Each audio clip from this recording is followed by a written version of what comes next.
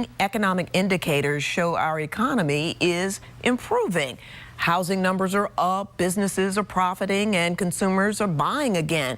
But you still can't find a job.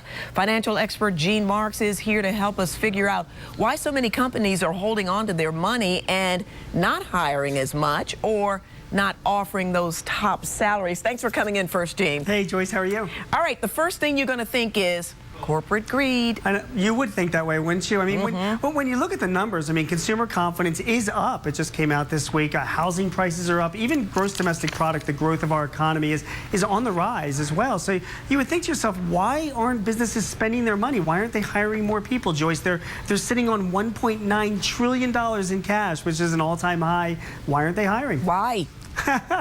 Well, when you look at me like as a business owner and you look at the growth of the overall economy, the economy is still slow, Joyce. I mean, right now, two polls came out in this past week, one from Gallup, which said that small businesses are not expected to be hiring that more. They're actually letting go more people than they're hiring. And when you're looking at, you know, a business like mine in a slow growth economy, 2.5% growth is not a lot. In China, they were disappointed because their growth fell to 8%. So that's why a lot of businesses are still sitting on their money. They're not growing as much as they'd like to. So you got all these people who've been unemployed for a very long time. For those who are hiring, what are the chances of landing a job? Some of the companies may actually hold that against you. Yeah, it's absolutely right. I mean, the bottom line is for you, if you're looking for a job, the longer that you're out of a job, the worse it is for you. You have to stay in the workforce somewhere. Sitting around and collecting unemployment as an employer and somebody who has a lot of clients that are looking for new employees or considering new employees, the longer they see somebody has been out of work and not doing anything to keep themselves employed, it goes against you. So you have to stay employed in some way. It's a bit of a catch-22. Where are you going to get a job? Now, you've got a lot of unemployed adults now and new college graduates who are competing for the same jobs, don't you? Yeah, that's exactly right. And the reason why is because you've got skilled graduates that are coming out of college, people that have taken internships or co-ops. They're at starting salaries a lot lower than people that are in their 40s or their 50s, so businesses can get away with having them on their payrolls, getting away with paying a lot less money and still getting that kind of return and productivity out of them. Makes it very, very tough if you're somebody who's been in the workforce for a while and are trying to re-educate yourself. You got to tell us real quick where are these jobs and how you can get them. We promise that to viewers. I'll tell you this right now. We've talked before about technology. I'm not going to talk about this now.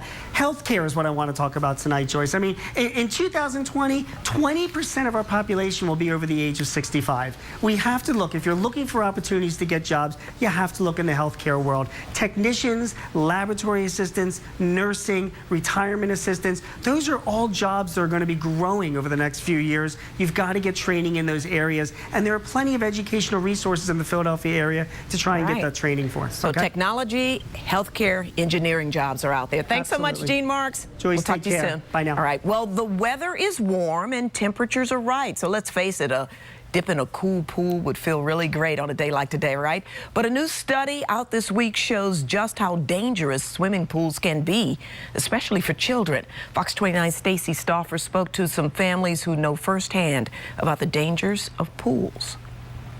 And I just promised her, I said, Alicia, your death is not going to be in vain. I will not let anybody forget you. 25 years ago, Beverly Payton's world came crashing down with a single phone call. The mother called me and said, did Alicia come home yet? And I said, no, why? And she said, well, my daughter just came home and she said they were playing near the pool. Payton ran to the neighbor's house where her daughter was playing. When she got to the pool, she saw what she thought was a doll floating in the water. And then as I got closer, I recognized the clothes she was wearing and her sneakers. And you know, that's when my horrible nightmare began. Alicia died hours later at the hospital, a week before her 4th birthday. Since then, her mother has made it her mission to keep other kids from suffering the same horrible fate. Drowning is the leading cause of accidents.